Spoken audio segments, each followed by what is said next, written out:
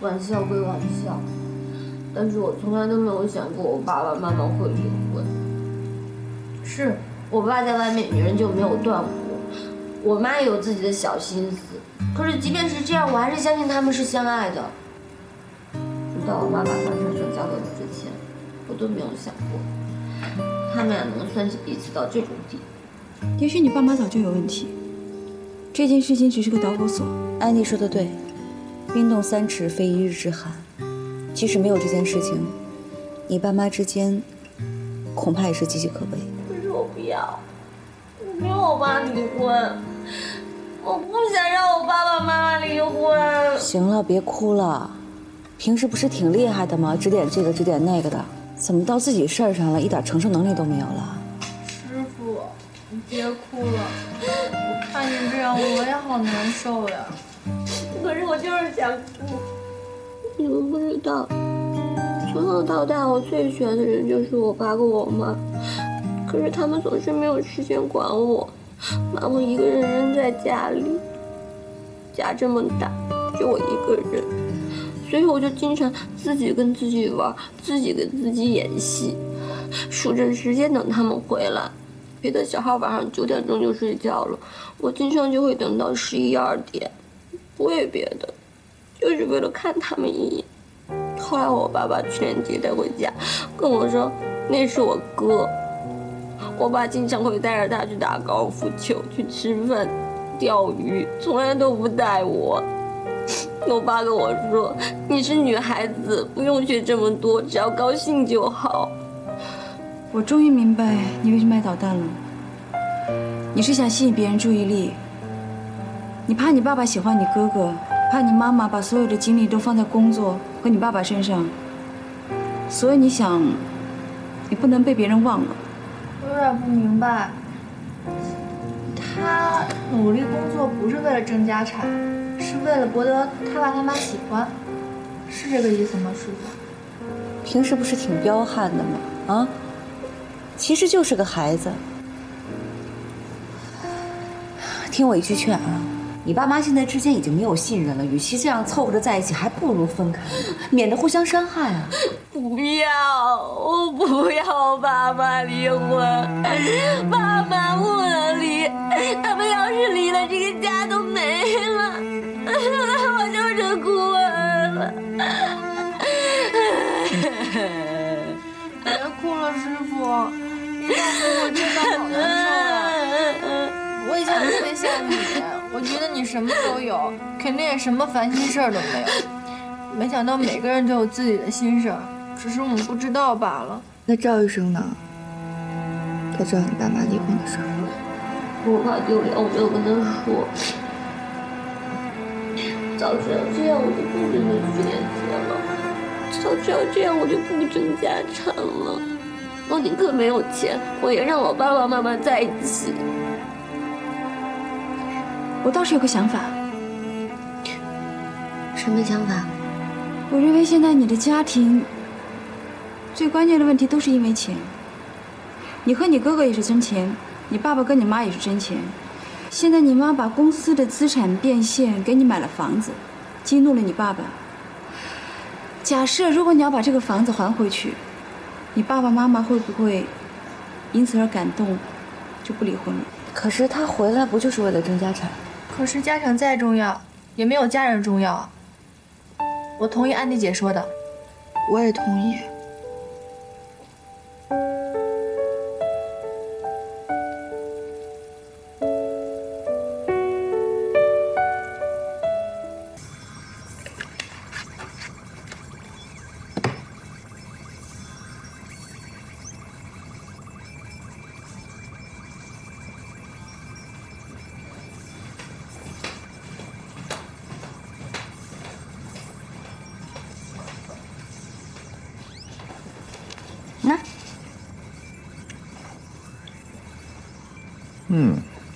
什么时候变那么贤惠了？好玩吗？就是很坑爹这个游戏，要充钱。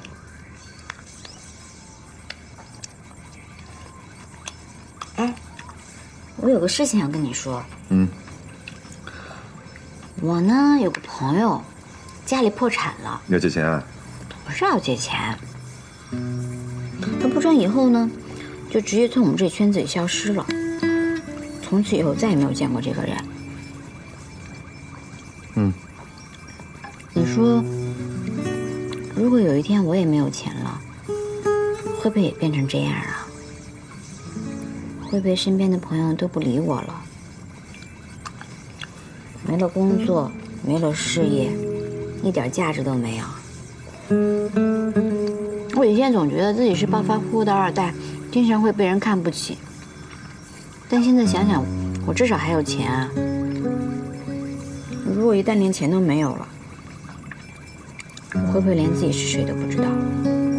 这么跟你说吧，如果哪一天我的手剑断了，不能再拿手术刀了，我最多不是赵医生，但我还是赵启平啊，对吧？所以就算你没钱，曲筱绡还是曲筱绡。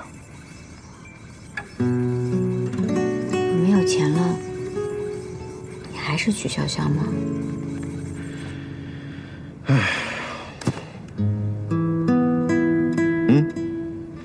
因为我不是因为钱和你在一起的，我想，你小曲的那些朋友也不是因为你有钱才和你在一起玩的，对吗？嗯。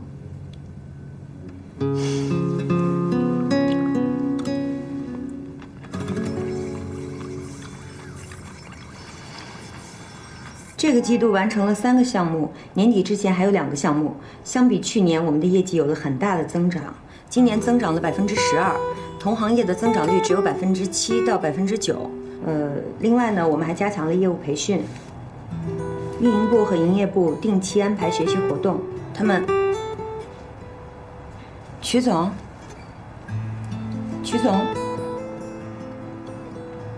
啊？营业部和业务部安排了学习活动，定期开展业务差错分析。你跟大伙说一声，我有话跟大家说。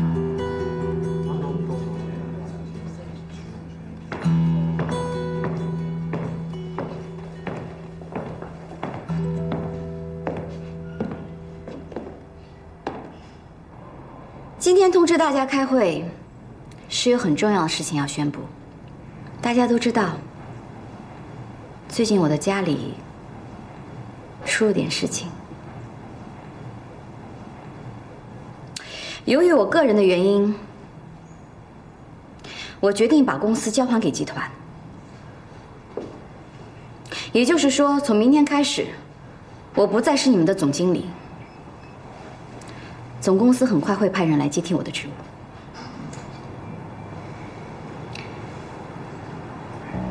我要跟大家说一声对不起。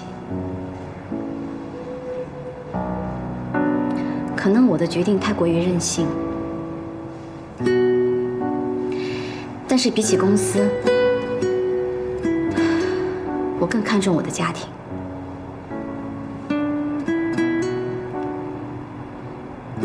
我有不得不去做的事情。即使我的努力改变不了什么，但是我还是会去尝试。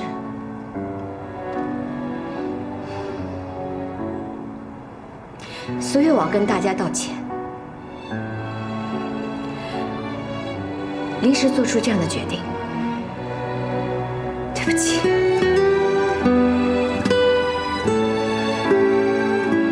曲总，大家都很理解你。没错，曲总，您家里有什么事儿您自己去忙就行，公司都有我们呢。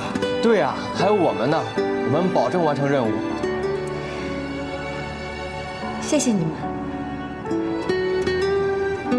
谢谢你们一路陪着我。从一个什么都不懂的纨绔子弟一路走到今天，我们做得很好，真的很好。这2年里，我们拿下了 GI 总代，我们完成了3个大型项目跟10多个中型项目，我们创造了上千万的利润。我们在分公司里名列前茅，你们真的很棒，特别特别棒。谢谢你们。能跟你们共事真的是我的荣幸，谢谢。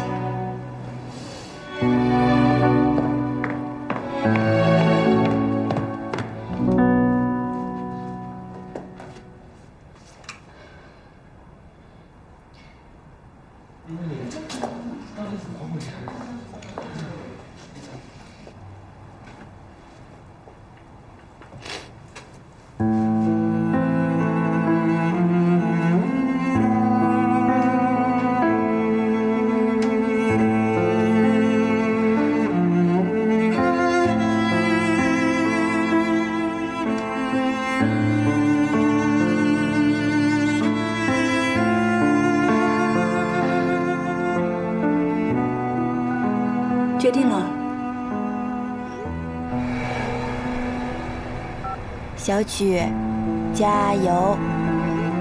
小曲，加油！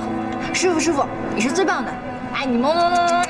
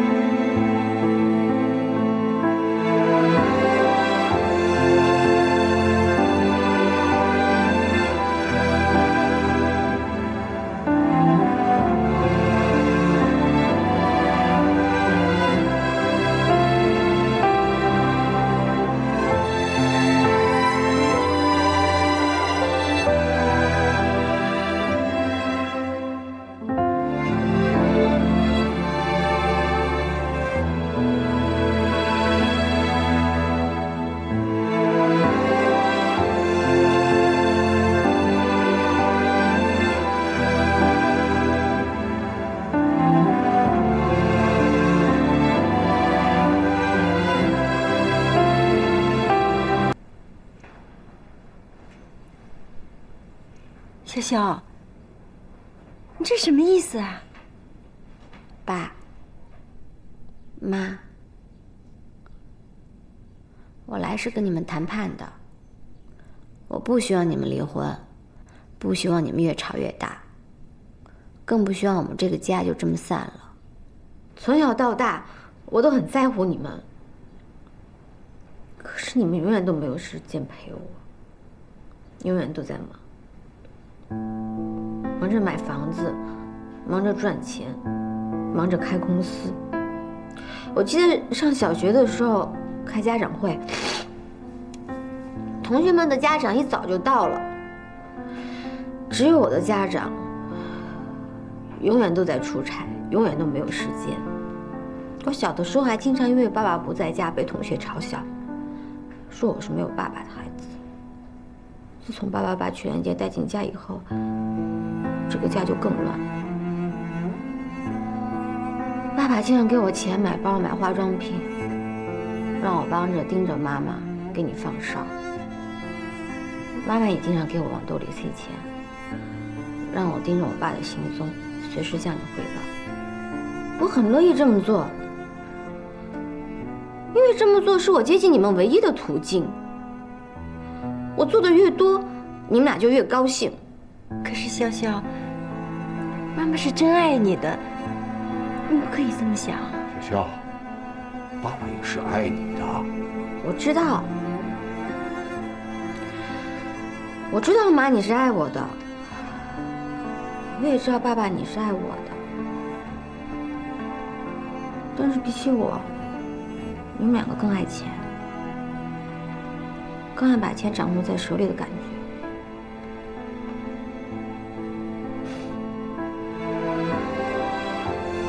这个是我公司的公章，这是妈妈上次给我所有的房产证，还有公司这2年的利润，还有这是我的车，这是我所有的东西。我通通都可以不要，只要你们两个不要离婚，我可以不要1分钱的家产。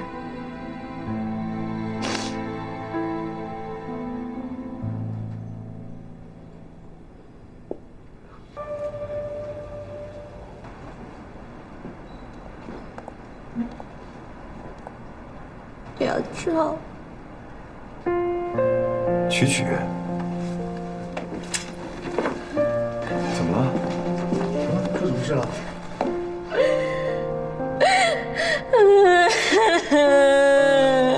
怎么了啊？告诉我，怎么了啊？哭这么伤心，什么事？你跟我说。嗯？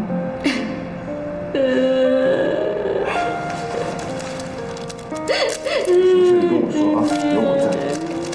我把什么东西都还回去，可是我爸爸妈妈还是要离婚，他们真的不管我了。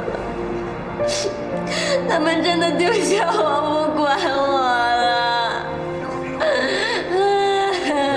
不会的啊，就算他们离婚了，他们也是你爸妈，不会不管你的啊。你不知道，我爸根本就没有他说的那么爱我。他跟我说，奶奶重男轻女，重视娶人节。其实这个跟我奶奶根本就没有关系。我明白，如果不是你爸自己也这么想，他不会这么对你。我爸他还得了便宜卖乖，他一面想着照顾他的前妻，照顾我奶奶，一面又想让我妈帮忙打理公司。我妈她多傻呀！我妈就这样同意了，就这样被骗了几10年。老赵，去年节一输就是几千万上亿，举家砸锅卖铁的替他还钱。可我呢？我挣点钱我就这么的不容易。我为了跑生意，我几10个小时连轴转，我4天飞了3个国家。可是我爸他根本就不在意，他都没有想过我得多累呀，我得多努力，我才能变成现在这个样子。所以啊，还有什么好郁闷的？这样的人何必让他勉强跟你妈在一起？与其勉强维持所谓的家，还不如让他们俩分开，对谁都好，是不是？我明白，你说的这些我都明白，可是我就是心里难过，特别的难过。不难过啊，以后呢，我们俩就好好孝顺你啊。他想去哪玩呢，我们就带他去；他想跳广场舞，我们就陪他跳，对吧？他想吃农家乐，我们就陪他吃农家乐；他喜欢什么漂亮的衣服，我们就给他买什么漂亮的衣服。啊，不困。老赵，我怎么这么倒霉呀？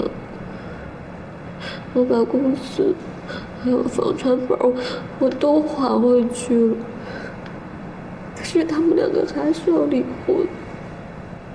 这下好了，我什么都没有了，我公司也没有了，我家也没有了，我就剩下我这个人，孤零零的，像个孤儿一样，特别可怜。没事啊，你还有我，我养你。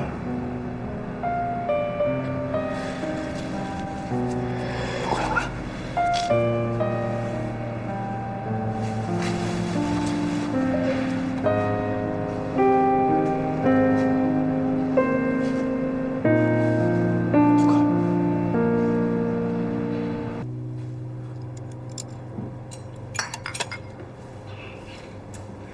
我今天请叔叔阿姨来，是想替潇潇说2句话。我知道自己是个外人，没资格掺和你们家的家事，可我还是这么干了，因为你们伤害了潇潇。看她那样，我很心痛。我刚刚认识潇潇的时候，一直觉得很奇怪，她为什么会是这样的性格？她看得起谁，就对谁什么都好，反之，他就事事针对。后来我终于明白了，因为他待人有2套标准，而这2套标准是你们教给他的。你们出于各自的目的，从小培养他以不同的标准待人，其实这让他很吃亏，常常被人误解。即使是这样，他还是爱你们的。他甚至放弃所有你们给他的一切东西，只希望能够一家团圆。小赵，你别说了。阿姨，我得说，我得把潇潇心里的委屈都说出来。其实潇潇不喜欢钱，她努力工作，努力赚钱，只是为了让你们高兴。她要证明自己不比曲连杰差，因为她只有做的比曲连杰好，好10倍，好100倍，叔叔才可能给她一丁点的爱，才会看得起她。可是凭什么？就凭许连杰是个男的？您不是没有把家产给过他，得到了什么结果？1个亿，丢了整整1个亿啊！你为了帮儿子填补这个黑洞，甚至不惜用一辈子的心血去冒险。你这样做的时候，想过潇潇的感受吗？想过阿姨的感受吗？还有阿姨，叔叔重男轻女，你应该站出来为自己说话，为潇潇说话，而不是容忍他处处退让，更不应该让潇潇夹在你们中间做你们博弈的棋子。潇潇不是你们争家产的帮手，更不是你们用来刺探对方的工具。她是你们的女儿。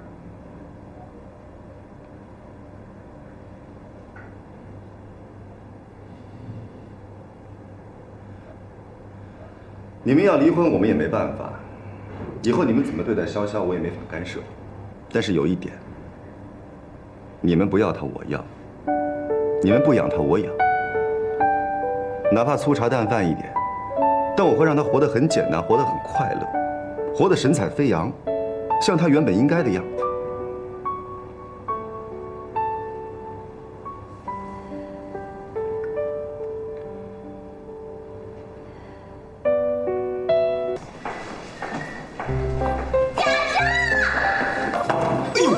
怎么这么激动啊？不离了，我爸妈他们不离婚了，说要给彼此一个机会，学着重新相处。你说我怎么这么幸福啊？这不挺好的吗？那晚上我请你吃饭，给你庆祝一下。哦，晚了，晚上小秋引节目5个女孩子吃饭，不让大家数过。不是吧？你怎么会这么的重有轻色呢？哼，那怎么对？谁让我是曲潇潇呢？拜拜。